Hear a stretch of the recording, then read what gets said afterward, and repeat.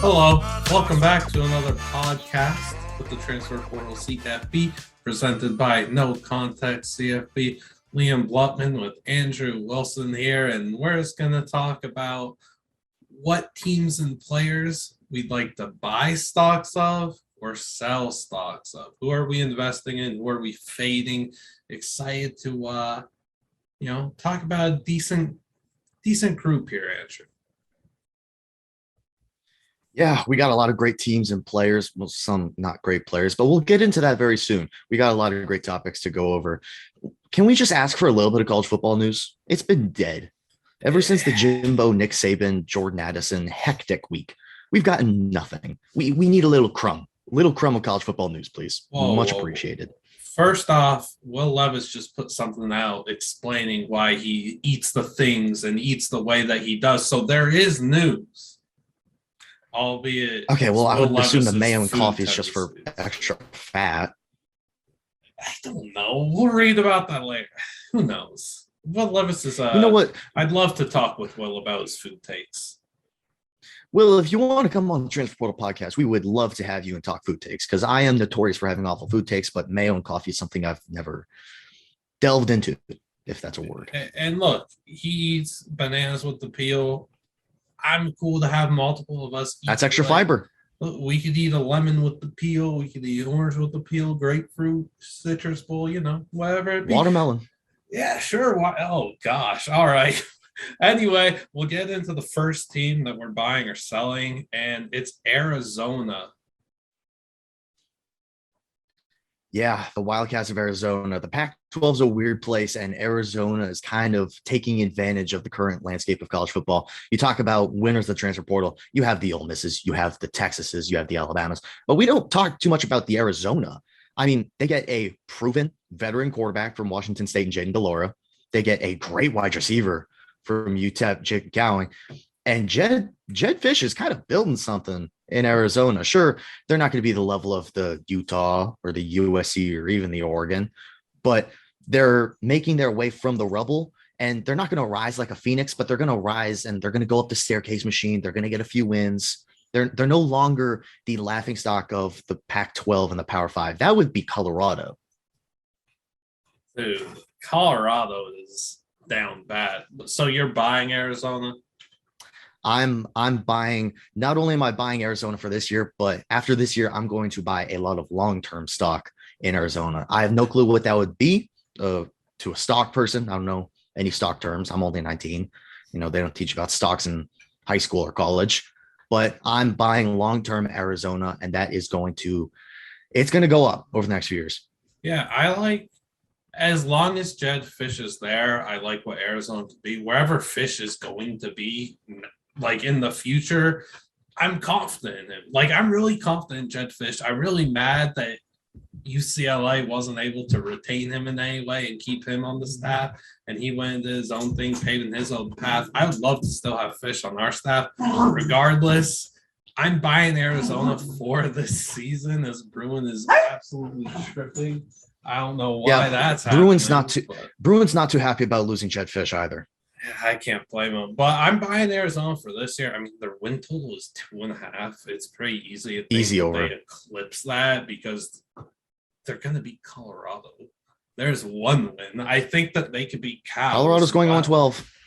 I think that they could beat Cal as well. So there's 2 wins. And then with the cannibalization of this conference, the conference of champions, there's going to be a win or two that Arizona gets that we don't expect. But golly, that non-conference schedule for a team that's looking to create some momentum is brutal. At San Diego State, hosting Mississippi State, and then the Bison of North Dakota State. Brutal non-conference schedule.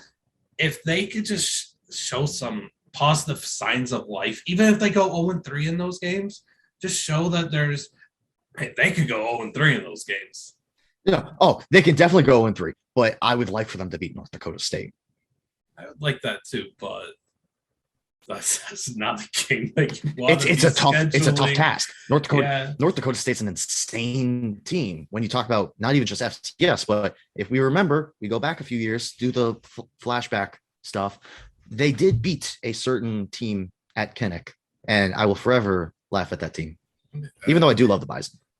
it's just a tough non-conference schedule, and I don't know. I just need for them to show some positivity, positive signs of life, build some momentum. You're probably not making the bowl game this year. If you do, tremendous job by Fish. Like, full credit to him. That's outstanding if they're able to make a bowl game. You're looking for, 4 or 5 wins to just move into that next step next year where you're playing for a bowl game appearance, playing for 7 wins, maybe shock and win 8. You're playing. This season is all about building momentum into the future of this Fish era, but we're going to have a lot of fun watching Jacob Cowing anyway. But the next thing we'll go with is your guy, DJU, quarterback at Clemson. Does he lose his starting job at some point this season? Listen to me. This is a stock show. And what's that term people use a lot when they really like a stock? It's going to go to the moon. DJ Uiagalelei, ever since those 2 games in 2020, Boston College and Notre Dame, he just hasn't looked the same. Now, sure, you can blame Clemson hasn't had a great offensive line. They haven't had great weapons. Well, I don't see those changing that much this year. And also, if you watch that spring game, his mechanics suck. If I took my car to him, it would be a lemon. That's how bad of mechanics he has. That was an awful joke, but I'm going to have to roll with it. I think DJ is going to end up having the Kelly Bryant situation. There's just a better quarterback underneath him coming in. That's Cade Klubnik. DJ transfers to, I don't think Missouri. I think maybe like Northwestern. Could be. Oh my God. We know Clemson and Northwestern have a connection right now. You didn't need to say that, though. You didn't need to say that. That's hey, if he wants to be the best quarterback in the division, Big Ten West is not a bad shout. Mount Sac was in his top 10. Family ties to the school. Sure. I will also say, with this being said, I do think DJ loses his starting job. There's that tough stretch Clemson has in the middle of the year where it's like Wake Forest, NC State, Boston College, and Florida State. I don't know if it's in that order or not. He loses his starting job one of those 4 games. And I'm not saying, he gets benched in the 3rd quarter. No, it's gone. His opportunity is done with the Clemson Tigers. That was like, what the heck was I thinking getting this kid in the room? They get Cade Klubnik in.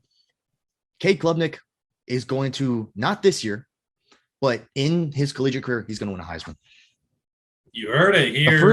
The first Clemson Tiger to win a Heisman. Not Trevor Lawrence, not Redacted, not DJ, obviously.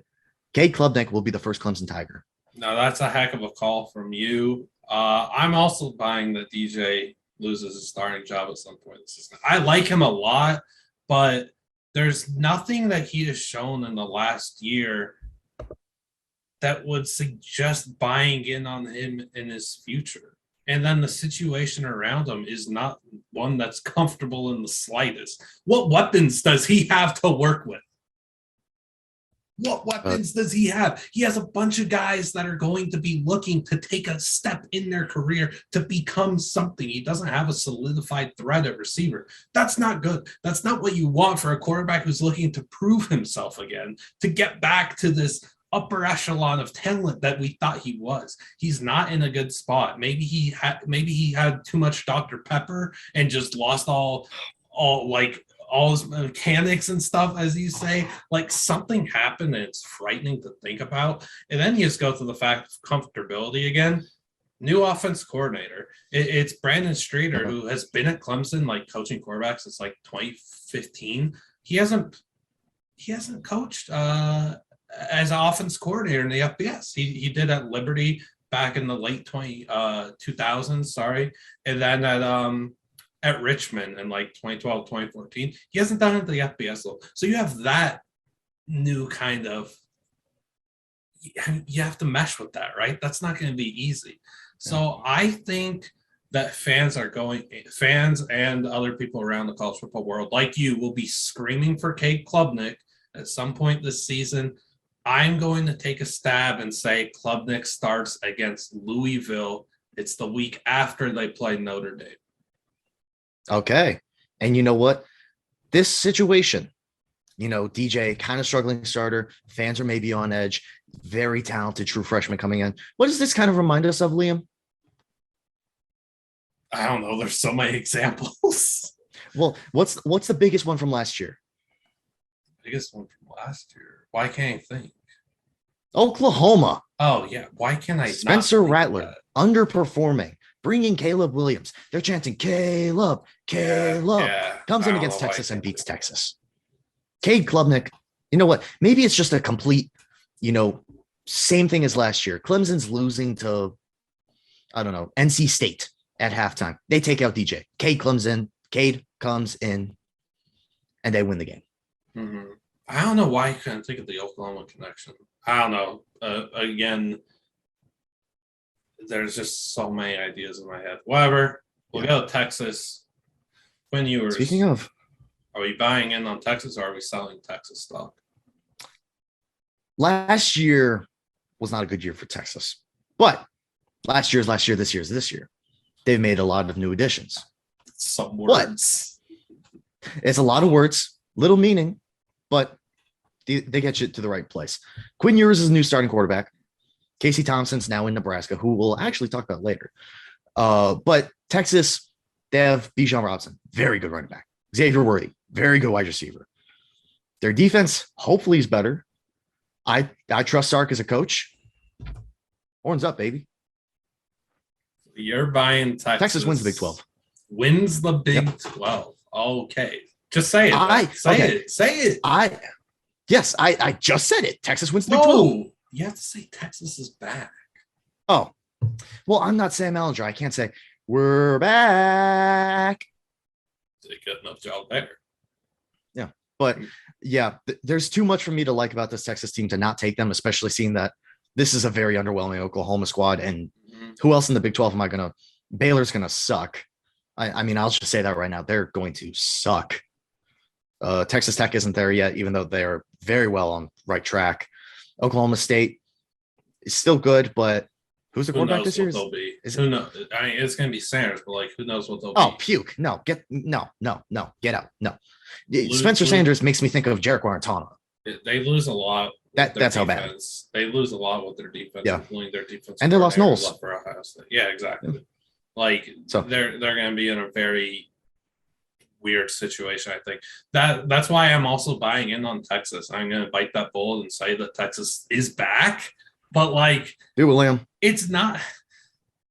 It's not all about Texas though. It's also a big part of the Big 12 and what's around them. Yeah. Like, we all know that they're going to go out there and get smacked around by Alabama, but that game shouldn't have much of a meaning on their season. Like, this team, if they beat Oklahoma in Red River, they should win 10 games. They could possibly win 11 games. Like, that blueprint is there for them. And unlike you, I have my doubts about Sark as a head coach. I really do have my doubts about him, but he's got one heck of a team to work with and an offense that could be dynamic. So you cannot overlook the talent of this team. Like you mentioned, some of the guys on offense. You've got Worthy, you've got Nair, you've got Whittington. You've got Hall, Billingsley, maybe Thompson, freshman steps up, and then Quinn Ewers as your quarterback, who's one of the favorites to win the Heisman. Like, there's just, this offense is just loaded with talent. It's oozing with talent. The issue is the defense. That defense looked garbage in spring game, and it's just they're afraid to tackle. It's a lot of what was last year and the last few years. These guys are not committed to the team success aspect of defense, in my opinion. They're not fearless. They're scared, I think. They just have to play better defense. They actually have to commit to tackling, which should not be that hard for defenders at Texas, right? You're playing at one of the true historic programs in the sport. Go tackle. Like, don't be afraid. So, also, they have the best running back in the country. That's always fun, too. It's always fun when you have Bijan Robinson. Forgot to mention that type of a topic a little bit later. Yeah, kind of forgot to mention that. But Texas, I think the blueprint is there that they could win 10 games, win the Big 12. I like your call there. I think it's there that they win 11. Yeah, we do need to be careful because they do play meat. They do, and I feel bad for UTSA with that. Is it weird? I actually think that could be a slightly close game. If I'm not mistaken, that comes the week after the Alabama game? It Yes? is. Okay, so you either have Texas just got smacked and they're looking for vengeance and poor UTSA is in the way, or it's they just got smacked by Alabama and they're still down that bad. Or they play Alabama close and they're high on themselves Yeah, and they get knocked off their high horse by the Roadrunners. there's a lot of stuff to talk about with college football scenarios, eh? How about this Yeah. one? Buying or selling Tyler Van Dyke as a Heisman contender? I don't know if I'm going to sell that, but I'm not going to buy it. No, you have to pick one. Hello?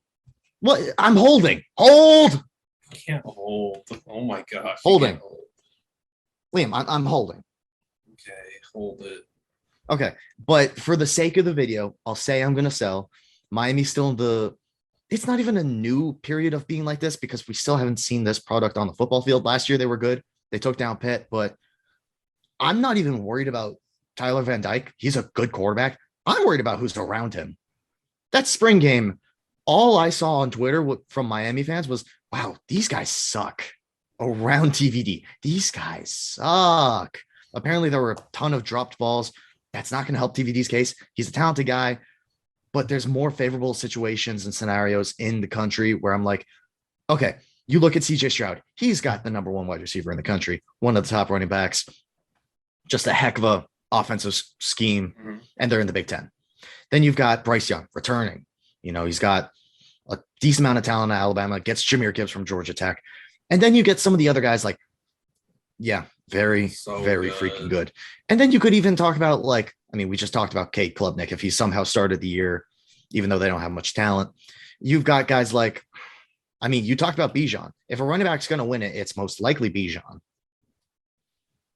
But, and you know what? I'll save a take for a little bit later, but there is another guy that could sneak in there. So, look, you just spoke to Miami's weapons around TVD, and you said that everyone's saying that they're a little stinky, right? How about this? We just interviewed FIU receiver Tyrese Chambers, who was in the transfer portal. Guess what he said? He was in the portal and he wasn't necessarily looking to like actually leave, but he was looking for, you know, opportunities, what could happen. And he listed some of the things he was looking for.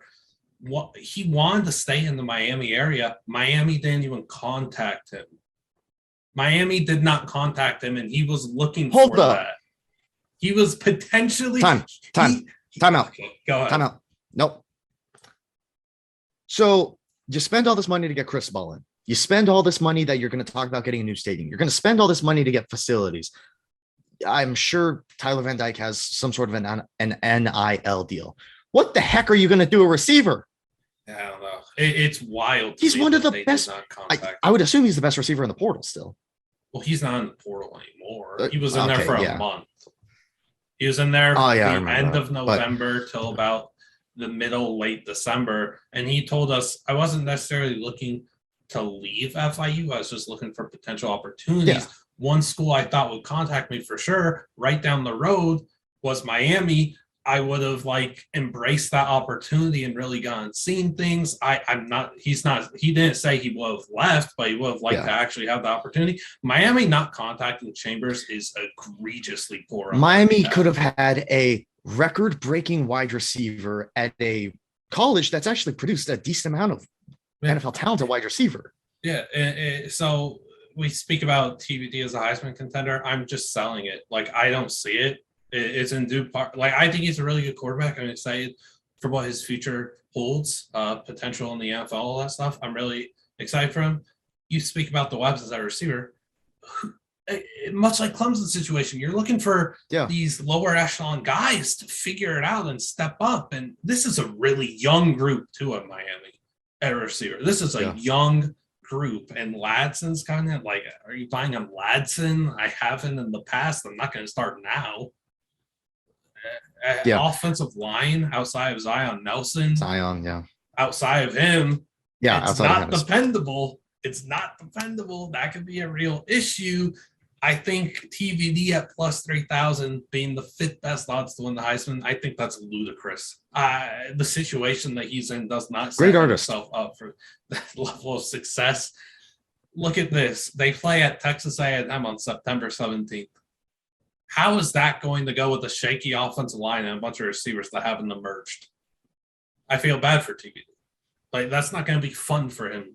It's just not going to be fun. I've seen how quarterbacks in less than ideal situations have gone into Kyle Field and non-conference game and just gotten their soul snatched. Like, it's not a fun experience. So I have my doubts about Miami as a whole. I cannot buy on TBD as a Heisman contender, in due part to that. Does this team even win 9 games? Would 9 games even be enough to get into New York? No, it would not. I don't know. Maybe Cristobal will change things for a better, man, but there's just too much lack of stability and stuff. Yeah. And I don't know. They're also just going to lose like a game or two that they shouldn't.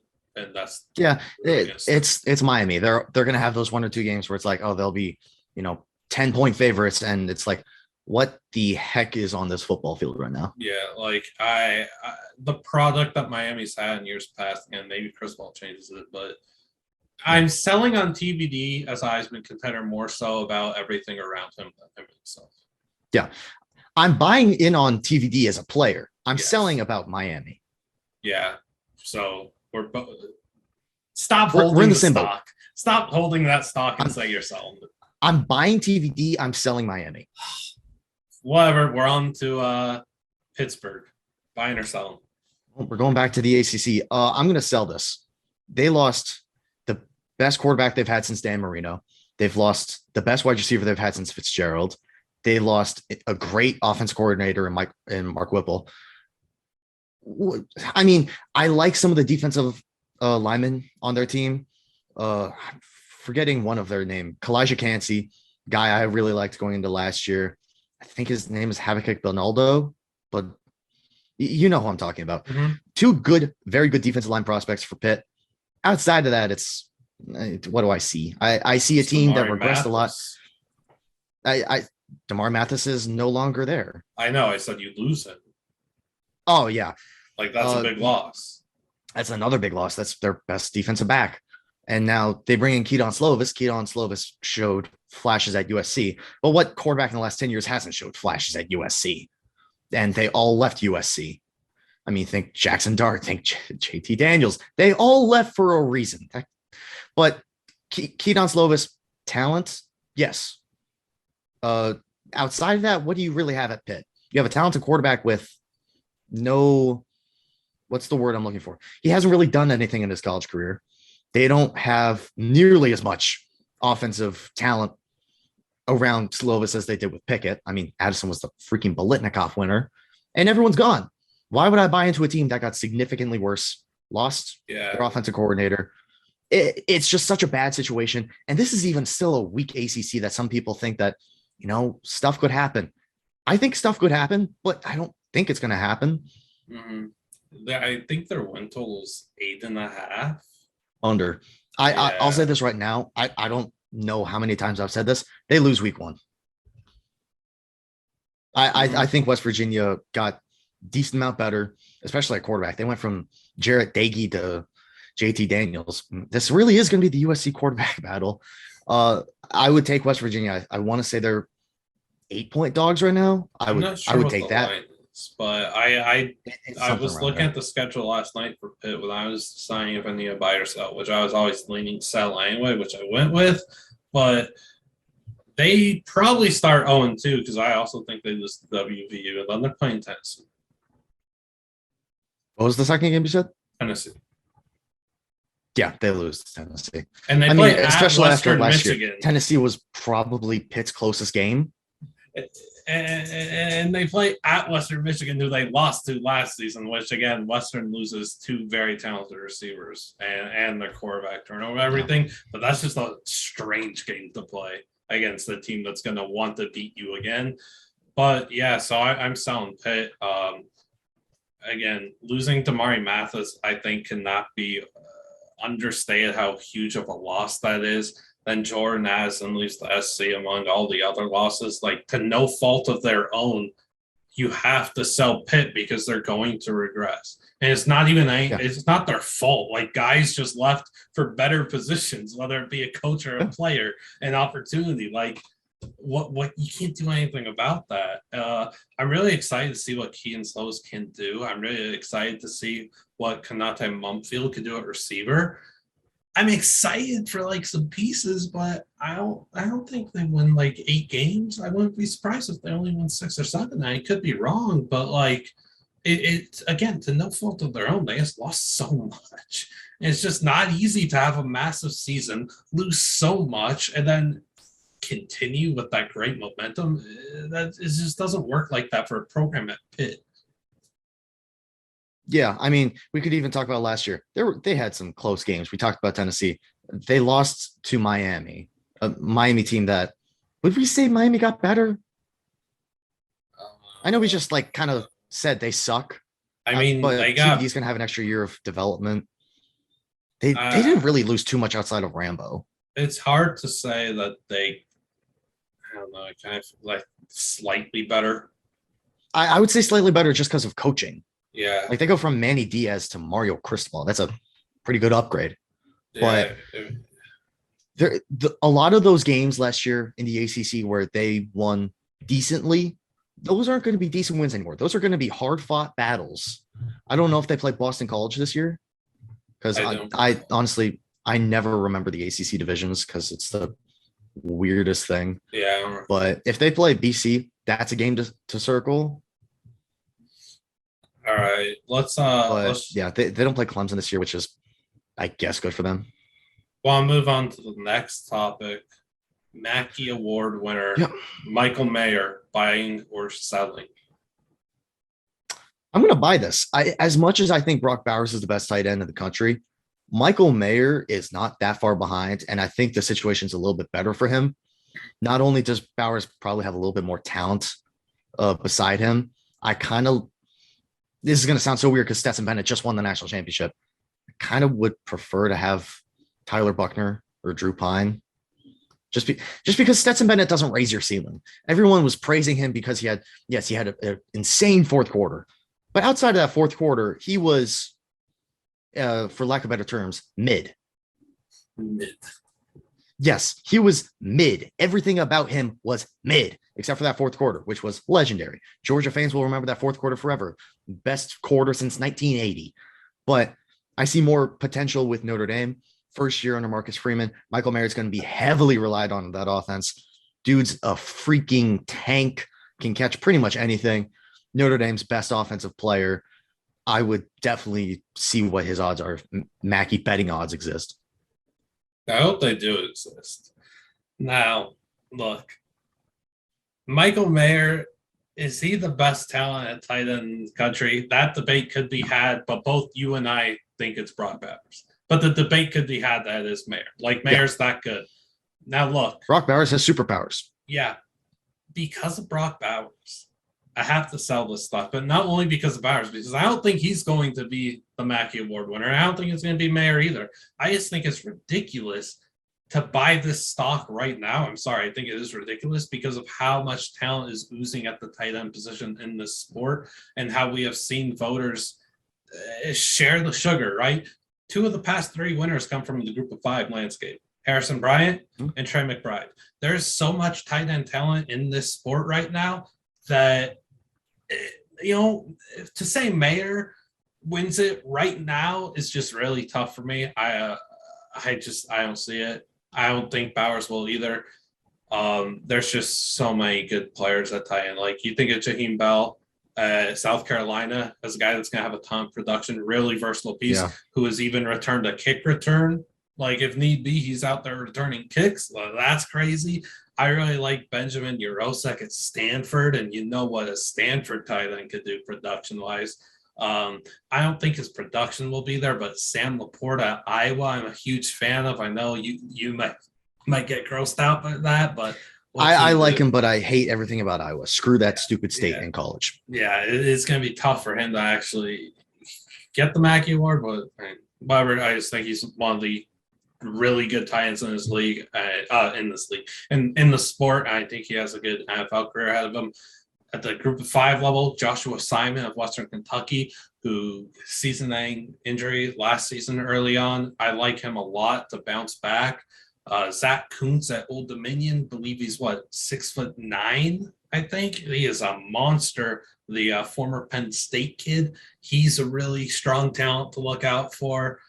There's just so many tight ends in this country that are really good, and I'm going to go with my Mackey Award winner, Michael Trigg, Ole Miss. I think that's who I would pick to win the Mackey right now. It's just, I think he's going to have massive production. He's going to demand the ball, and he's an absolute monster. It's just hard for me. I really like Michael Mayer. It's just hard for me to buy a stock on him to win the Mackey when I think there's probably 10 or so legit threats right there with them that could win it, especially with the production that they get. And I think Jackson Dart and Michael Trigg are going to be a really good combination. So I'll go with Trigg to win the Mackey. Yeah, Trigg's a very talented player. And you also have to talk about Ole Miss, how much they lost at wide receiver. They lose, their top 3 guys? So they're definitely going to have to rely. Ontario Drummond is no longer there as a 32-year-old. And Braylon. So they're going to have to rely on a lot of these guys they got from the portal. That includes Trigg, that includes Zach Evans, that includes Ulysses Bentley, and it includes Jackson Dart getting them the football. Mm-hmm. So Ole Miss definitely going to be cook something up. Kiffin's going to do something. And whatever he does, we're going to make sure we see it because it's always must-watch television. Lane Kiffin. For sure. So you're buying on Mackey. You're buying on Mayer to win. Yes, I'm buying the Mackey Award. And I am selling on that. We'll go to Nebraska. I'm going to keep this one quick, but I'll let you start buying or selling on Nebraska. You say yours first because I'm going to go on for a few minutes. Okay, I'm buying on Nebraska. They're just on the wrong side of every close game last year, and it's hard to think that string of bad luck could continue for another full course of regular season. I think they could win 7 games. Maybe it's 8, but I think they can win 7 games. I'll buy in on that. I do agree. I think they can win 7, but I'm going to sell. Listen, they had a lot of bad luck. You can say that. But 9 one-possession losses is the same as 9 50-point losses on where it matters, where the record is, the standings. Look, one-possession losses can be avoided. Let's just talk about 2 main ones come to mind. Michigan. What happened in that Michigan game? Well, Adrian Martinez took a read, and instead of cutting out for an easy first down, he cuts inside towards the linebacker, gets stripped, and Michigan then beats Nebraska. If Nebraska wins that game, they don't lose as many games as they did, obviously, but they probably win another 1 or 2 just off of momentum. I mean, beating one of the top teams in the country at home, under the lights, on prime time would have been insane. That's an awful play from Adrian Martinez. They got Casey Thompson. Okay, we can assume that mistake doesn't happen again. What about what happened against Iowa? Iowa has one of the most anemic offenses in the country, and as a Minnesota fan, that game made me puke. But Nebraska was up something crazy on a team that sucks on offense, and they let them get back into it. All they have to do is hold the line. You don't got to push. You can even give. It's a bend, don't break scenario, and they just let the floodgates open. They let Iowa, Spencer Petras beat you. Nebraska, Iowa, insane rivalry. Those fans hate each other, and you just let that happen. Scott Frost has an entirely new coaching staff. He sold his coaching staff for one more chance. Look, yeah, they got a decent amount of talent, but I'm going to turn off my phone because even my phone's agreeing with me right now. But I don't know if his old coaching staff that he built couldn't do it. Why is this new one that he just built going to be able to do it? They have an upgraded quarterback, but Casey Thompson wasn't amazing last year. We look at the Oklahoma game. Yeah, he had a great first half against Oklahoma, but the rest of the year he was I mean, that's why Texas was so aggressive to get Quinn Ewers in the transfer portal. Mm-hmm. They wanted to get better. Casey Thompson, while he's better than Adrian Martinez, he's not a great quarterback. Is he the best quarterback in the Big Ten West? Yeah, probably, but every quarterback in the Big Ten West sucks because it's a running division. I just don't see how Nebraska turns it around like that. 9 one-possession losses, but really some of them shouldn't have even been one possession. Yes, it was 9. I'm going to bring this up. I'm a Minnesota fan. They were down 14 with 2 minutes left against us, and they got a late touchdown. I'm not going to give them that. I'm not going to give them that. It was That's 30 to 16. And they scored because our defense literally just wanted to leave because it was that easy. But I honestly just can't see Nebraska do it. Scott Frost, you know what? You had so many chances. Nebraska's being very lenient with you. If you do it this year, great. Nebraska deserves it. Amazing fan base. They just haven't shown me anything. How many wins do you think they get? You know what? I've looked at their schedule a lot. Their range for me is 4-8 to 7-5. I honestly think, and this is me knowing Nebraska, I think they go 5-7. Here's why. First 6 games, I think they go 5-1. With the one loss being Oklahoma. Their next 6 games are, if I'm not mistaken, Illinois, Purdue, not in any order. Illinois, Purdue, Michigan, Wisconsin, Iowa, Minnesota. Illinois is not awful. Purdue's the spoiler makers. They're not beating Michigan at Ann Arbor. And the 3 other teams in the Big Ten West are all better than them. All right. You're selling Nebraska. I'm buying because I think they could win 7 games. Let's stay in the Big Ten. Is Blake Corum a top 3 Big Ten rank? What if I just keep this momentum? Yeah. All right. No. Recency bias is going too far, people. Blake Corum is a good running back. He's talented. He's very good. He's not top 3. Let's just get this out of our heads, okay? Trevion Henderson, obvious. Braylon Allen. I would say 99% of people would take Braylon Allen. Did we forget about Muhammad Ibrahim? Arguably, and I think arguably, and I know you're going to hate this because you hate 24-year-olds with injury problems. You can honestly make an argument that Muhammad Ibrahim is the best pure runner in college football. Not the best running back, because I would say that leans a few other ways. Best pure runner. Look, Blake Corum, talented, but we completely forgot about Mo Ibrahim because he missed last year. If we remember, he had 160 yards in 3 quarters of play. That's pretty freaking good. Now, Ohio State's run defense was nothing to write home about, but it's not like you can just write that away. And you look at all the other run defenses comparatively, Muhammad Ibrahim would have been one of the highest producing running backs last year. I mean, this is a team that made 2 true freshmen look amazing. They had Power 5 transfers at both positions, or both of those players, excuse me. Muhammad Ibrahim, extremely talented. He's a bowling ball with razor blades. He's in that same tier as Trevion Henderson and Braylon Allen. I think it's just a little ludicrous to say that a guy that frankly wasn't even the best running back on his team, because that was Hassan Haskins, is better than Muhammad Ibrahim, who, if it wasn't for injury last year, would have been arguably a top 3 running back in the nation. Yes, so I'm also selling this because right now he might be like a top 3 running back in the Big Ten, but that's only because Abraham could still be on crutches. Like, whoa, hold up. I'm kidding. No, that was a joke. Just making a joke. Wait, so I'm confused because I swear I thought you were going to buy this. No, I'm selling it. I don't think he's top 3 running back in the Big Ten. Okay. By the way, he's not on crutches. He's fully healthy. I was making a joke. Like until I've seen him play a lot. Yeah, not play, but until Muhammad steps back on the field and takes a carry, until that moment, like he's not back yet. Is all I'm saying. No, he's back. You're taking it too literally, dude. I'm just saying until he's back on the field, like actually playing in the Big Ten again. Like okay.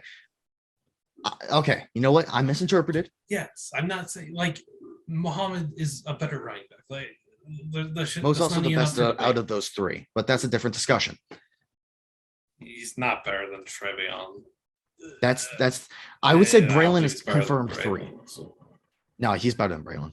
Hey, right now, yeah. Future, not with it. Anyway, this wasn't about Mo.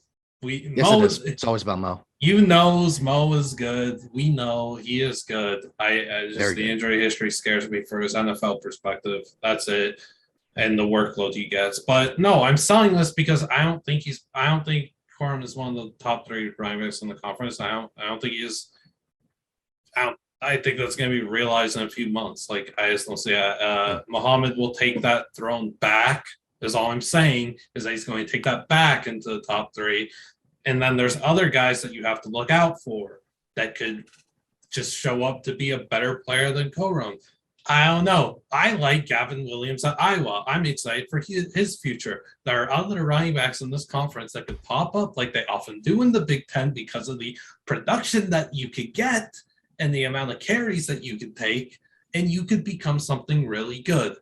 I don't think Corum is all that special as a football player. I think he's a very dope human being, though, who's doing plenty of great things off the field with NIL stuff and really helping out the community. Yeah. So I think he's a heck of a person. I want to root for him a lot and stuff. Hope he's doing all great and everything. I just don't think he's top 3 running back in the Big Ten. So I'm selling this stock. I'm going to throw one more name. He's not in that same tier, but we don't give enough credit to Chase Brown from Illinois. He's really freaking good. Yeah, there's going to be more guys in the Big Ten in, say, September that show up, have a really good string of games, and they're just going to prove to be like really good running backs. Like, that's just how it works in that conference. So I just think it's kind of crazy that to buy the Corum stock as a top 3 running back right now in the Big Ten, I think is crazy to me.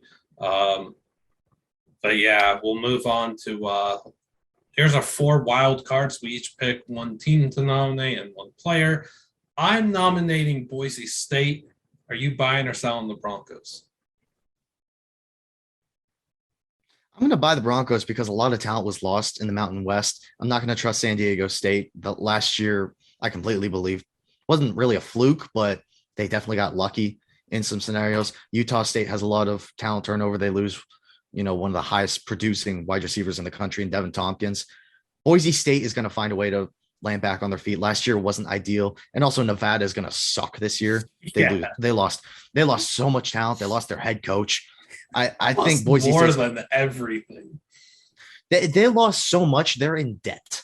They should be relegated to the FCS. They should play in the Big Sky. Bring up the Bison. Put the Bison in the Mountain West and let the Bison go to a New Year's Six Bowl. I feel bad for Nevada fans because this turnaround is insane. And that team was so good. And for Norvell to ditch Nevada for Colorado State is wild to me. I mean, it's a bigger program. It's just wild to me, though. I think it's a slight. It's like a step up, like barely a step up on a staircase in the same conference. It's just so insane. I would say it's a step up, definitely. Colorado State has so much money going through it. I don't know. It's just such a strange move to me for a guy that was supposedly getting Power 5 love, which I never bought in on. But regardless, yeah, I never bought that. It's about Boise State. I'm also buying Boise State. They lose the GOAT Khalil Shakir, but there's still so much talent on this roster, and they are super experienced. I'm excited for Stephen Cobbs at receiver. Like Hank Bachmeier's in his 19th year as quarterback at Boise State. This roster, I just really like it. I think it's really good, and it's a really good experienced group. The defense, led by one of my favorite players in the country, J.L. Skinner, is going to be electric to watch. These guys hit hard, and they're looking for blood. Like, they're sharks in the water on this defense, on that blue turf, so it's kind of fitting. Yeah. But you're at Boise State, you go 7-5. There is nothing to be content about. There's nothing to be relaxed about. They've probably been working 100 times as hard, or 100 times harder this entire offseason to make sure that they only win 7 games or 8 games or 9 games. This is a team that could go out there and win 10 games. They play at Oregon State to start the season. Poor Beavers.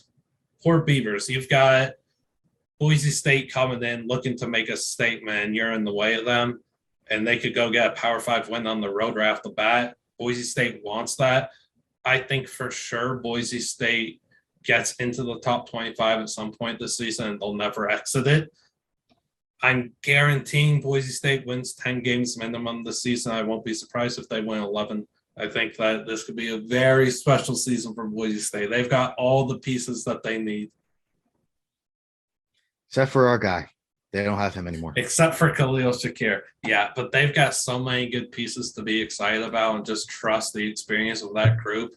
I don't know. It's hard to deny the fact that Boise State could be one of the best group of 5 teams in the country this year. Yeah, I think you would put them and Houston at the top. Would you say that's right? I mean, off the top of my head, sure, I'll just say that. But I don't know, Group 5, there's just so much talent. It's hard for me to say Coastal's going to be like one of the top 3, but anything could happen with Grayson McCall, who we'll talk about a little later. I don't think since he's going to bounce back at the same level. So much talent. I really like Houston though with Tank Dell. I don't know. There's a lot. If McCaskill was healthy, Houston would be insane. Yeah, dude. If they had McCaskill, I'm so mad he got hurt. I'm so mad he got hurt. That's such a big blow. But yeah, Boise State gonna be good this year. Let's move on. I don't think there's much doubt about that. Yeah, let's move on to your wild card, which your team also they poached a group of 5. They poached a coach from the group of 5. They did take a coach from the group of 5. So we're going to go from Boise, Idaho to Gainesville, Florida, and talk about the Gators who just took Billy Napier from ULL. I'm going to sell Florida. And as weird as it is, because no one has stock in Florida right now, unless you're heavy on the Billy Napier train after that last year, which is as weird as it was honestly kind of predictable. Outside of the Samford game, that year was kind of predictable. Dan Mullen, as much as I think he needed to go, you needed to be more aggressive in the coaching search. You can't settle for Billy Napier. Good recruiter. I disagree with that. Okay. Well, let's just get on this tangent. They should have gone after one of the big fish. The big fish.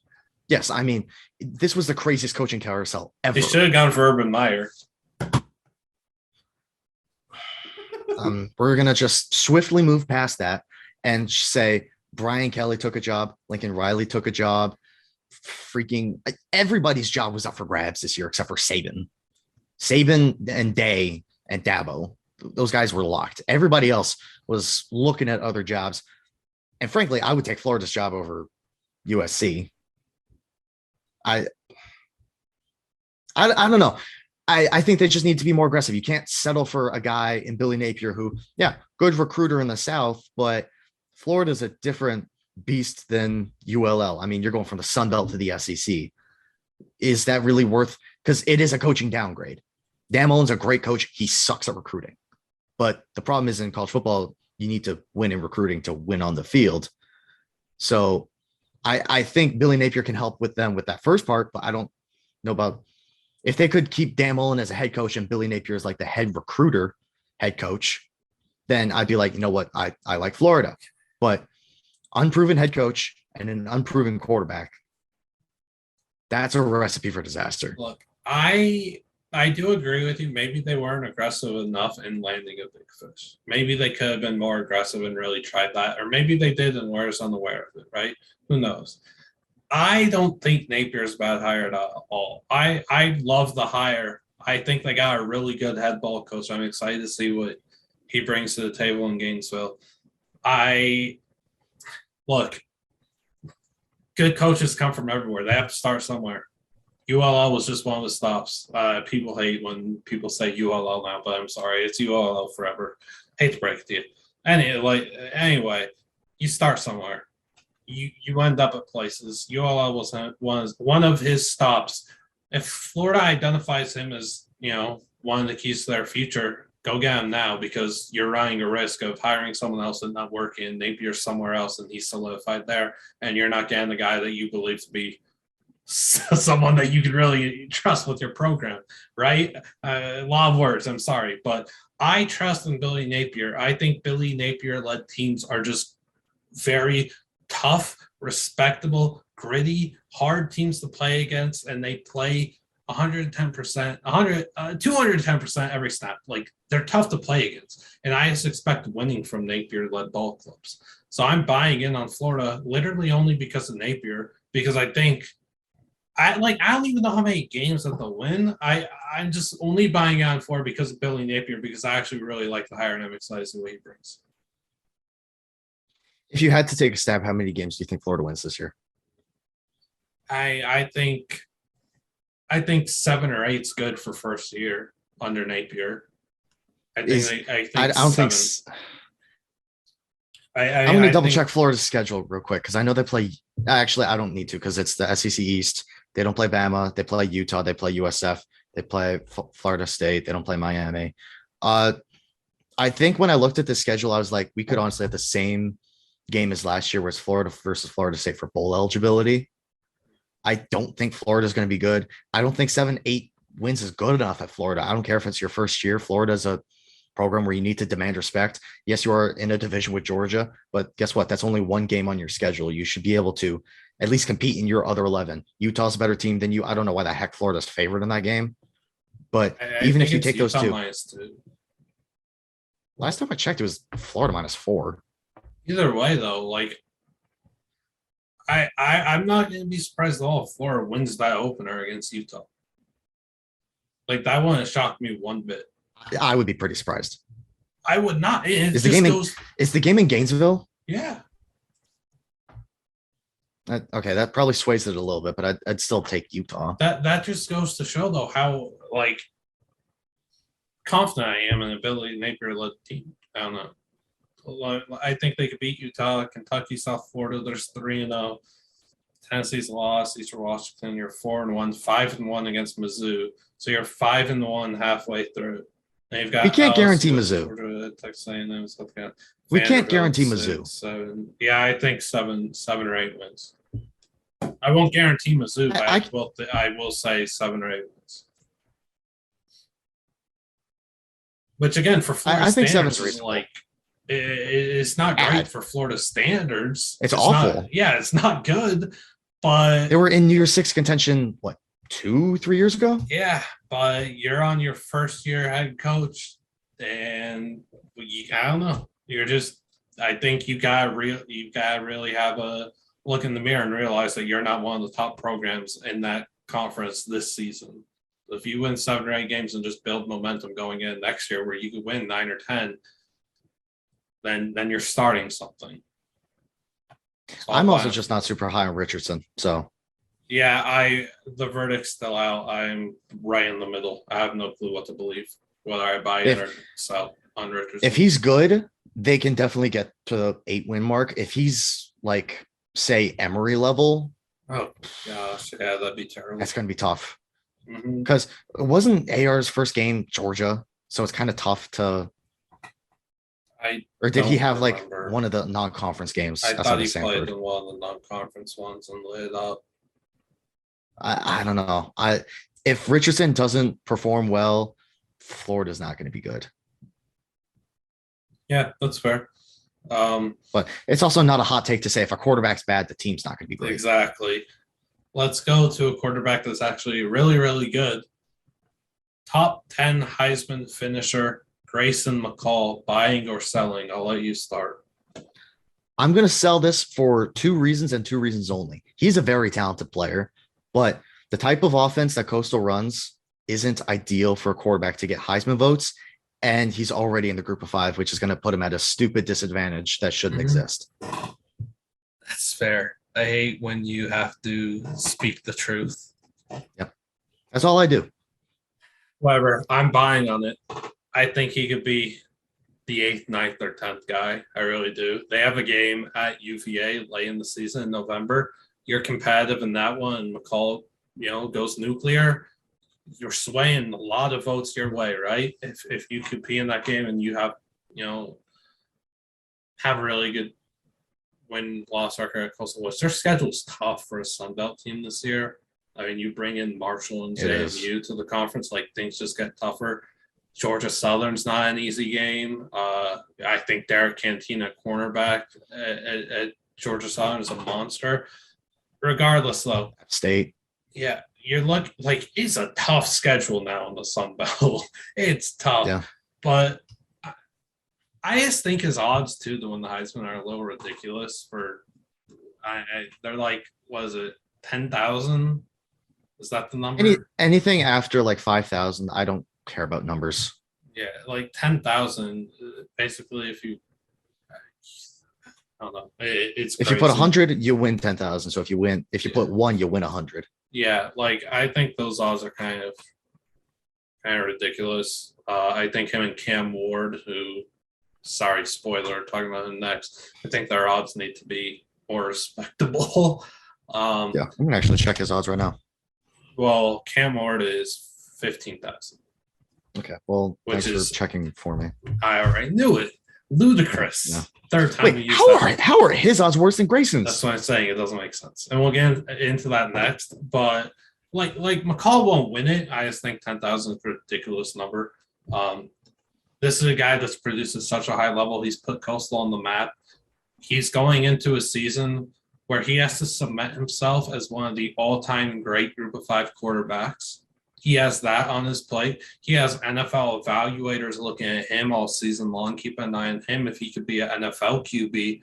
I think there's going to be a lot more potential for production for McCall this year. I think you're going to see more rushing touchdowns from him. I think you're going to see more passing yards from him. I think you're going to see a lot more from him. I think for this stone cold killer, I think his stats are going to see a big upgrade, and that's going to help him finish top 10 Heisman voting. So I'll buy on this. It is really hard, though, like for a group of 5 QB to go out there and finish top 10 the Heisman, but I don't know. Why not? I'll have fun and buy on the stock. Yeah, I'm looking at odds right now for the Heisman. Grayson McCall has the same odds as one Spencer Petras. Yeah, which just doesn't make sense. And Cam Ward is behind him. And can we also talk about how DJ Uiagalelei is like tied for 8th? Yeah, like it doesn't make any sense. So we'll go into the next one. First off, yeah, McCall plus 10,000. Again, I don't think he actually wins the Heisman, but it's worth putting $10 on it, and you never know what could happen. Maybe he absolutely torches it, and at some point in the season, at like week 8, he's plus 2,000 to win the Heisman. Guess what? You have a ticket for plus 10,000 on the guy. Go sell that to some sucker. Like make an investment on the $10 you put down. Now we'll go to Cam Ward, who is plus 15,000 to win the Heisman. That's ridiculous. This is your. You said 50? Your mic is lagging. 15,000. Oh, 15. I thought you said 50. No, 15, I was about to go drive to Wisconsin and make that now. Yeah, this is your wild card. It's Cam Ward as the top 3 quarterback in Pac-12 All-Star, and I'll just keep it quick. And I'll let the king of tangents go on. I'm buying this with ease. How would you not buy in on this one? I think you're not a real college football fan if you don't buy in on this one. He is the truth. He's going to torch defenses all season long. You have to bet the plus 15,000 to win the Heisman. Like he has a shot to actually win it, unlike McCall. Yeah. This is going to be this will be a guy that's going to demand that you watch late Pac-12 football on TV. That you East Coasters, Midwesterners stay up late to watch Cam Ward and Wazoo play. He's going to be an absolute electric factory. Absolutely killed it at UIW last season, and I think he should be the second best quarterback in the Pac-12. I think Caleb Williams' production will just be too much under Lincoln Riley, so I think Ward cements himself as the second best. At worst, he's the third in the conference. At worst, he's the third. Yeah. At worst, it's third, and we would assume second's rising, right? Or DTR in his 30th year, but I mean, I also don't think that highly of Caleb Williams. I'm not going to say Caleb Williams isn't as good as Cam Ward, because I'm not trying to get USC fans on my back, but Cam Ward is freaking really good. And one of my favorite things about this scenario, it's not about the talent around him, because I'm not going to lie and act like I know every Washington State wide receiver and where they grew up and what their traits are, but he gets his former head coach at UIW as his new offensive coordinator in Pullman at Wazoo. It's just immediate chemistry. Right? Shades of Bailey Zappi and Zach Kitley. And you know where Zach Kitley's now?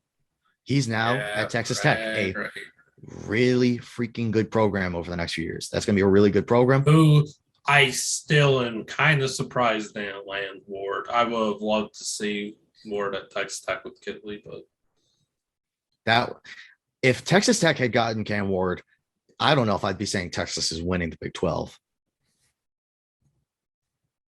Texas Tech scoring, 76.3 a game? They're giving up 80, but they're scoring 90. Texas Tech football team with Cam Ward scores more than their basketball team did this season. Yeah. I mean, they're definitely scoring more than per Iowa. game margin. I mean, Texas Tech, you know what, tangents. We'll try and go back to Wazoo. But Cam Ward actually has a genuine chance. Great arm talent, great legs.